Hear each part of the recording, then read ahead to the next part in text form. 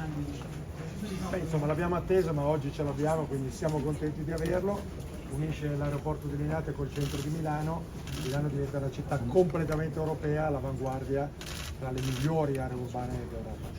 In quanti hanno utilizzato la M4 fino ad oggi? Fino ad oggi circa 700.000, però considerate che noi abbiamo un'ipotesi di traffico a regime di 86 milioni di passaggi all'anno. Chiaramente fino ad Ateo non era collegato col resto della rete della metropolitana, da oggi lo è, quindi oggi ci aspettiamo un incremento di traffico notevole. Di quanto più o meno? Ma adesso lo valutiamo, noi stiamo comunque valutando tutto, i treni con la marcia automatica sono modulabili, quindi noi saremo in tempo reale in grado di incrementare o diminuire le frequenze in funzione dei passeggeri.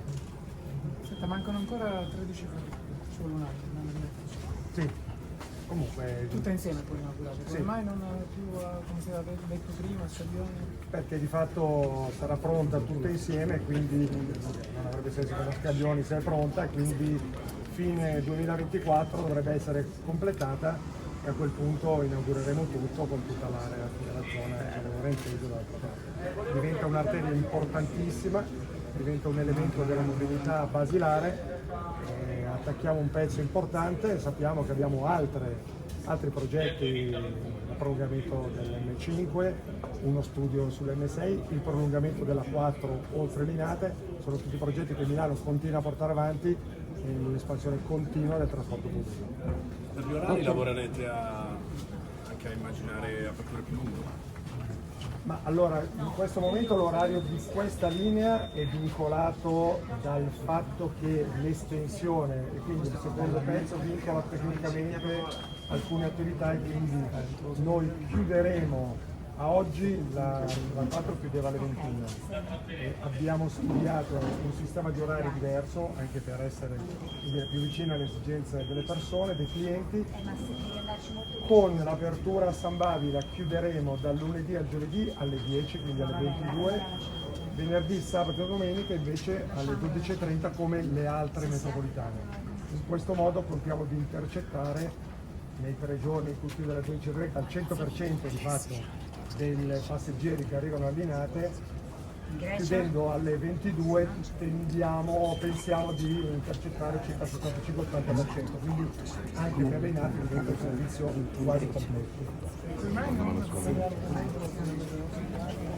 Perché nei giorni in cui chiediamo alle 22 abbiamo la necessità di fare dei collaudi al sistema, che è un sistema unico, e quindi anche sulla parte quella chiusa al pubblico il treno deve poter circolare e quindi fare l'intera tratta.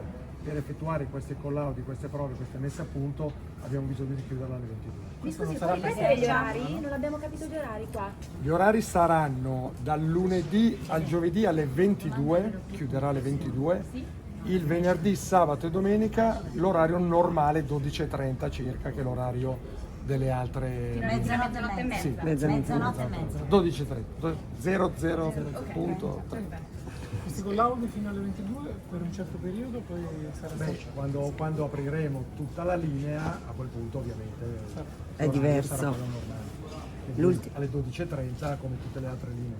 C'è una domanda. A mezzanotte e mezza.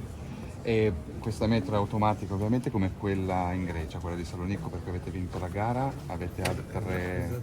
La ringrazio della domanda. No, avete altre mete all'estero, avete altre... Noi come altri sapete, progetti insomma, per come l'estero. chi ci segue un po' di più sa, abbiamo un progetto importante di sviluppo all'estero. Il primo tassello è stato Copenaghen, dove storicamente siamo ormai da quasi 15 anni e dove siamo il secondo operatore di Danimarca dopo le ferrovie danesi. Abbiamo vinto nei giorni scorsi la metropolitana di Salonicco in Grecia, che è l'infrastruttura più moderna della Grecia. Stiamo facendo una serie di gare in giro per l'Europa, tendenzialmente stiamo guardando un po' anche l'area del Golfo e il Medio Oriente. Le più importanti in Europa in questo momento sono a Parigi e noi ci stiamo partecipando e vediamo un po' come va. Una domanda sul flusso passeggeri. C'è sempre un calo del 20-25%, siete riusciti a recuperarlo?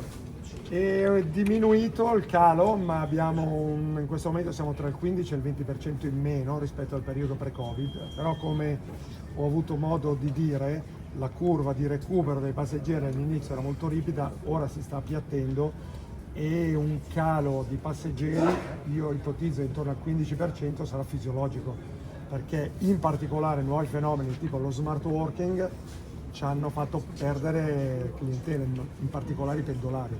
Quella sarà, ahimè, fisiologica. Va bene, noi andiamo. Al volo la prima parte che non ho.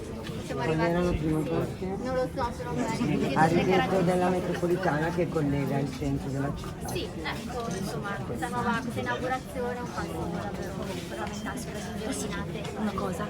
Certo, è un passo fondamentale, rende Milano una città completamente europea, in linea con le migliori città d'Europa. Le classifiche più recenti danno Milano al top in termini di vivibilità, di possibilità di movimento. Questo è un pezzo importante, collegare in 14 minuti il Linate e il centro di Milano, diciamo che è un servizio Dobbiamo unico. andare. Volevo solo chiedere quali sono le caratteristiche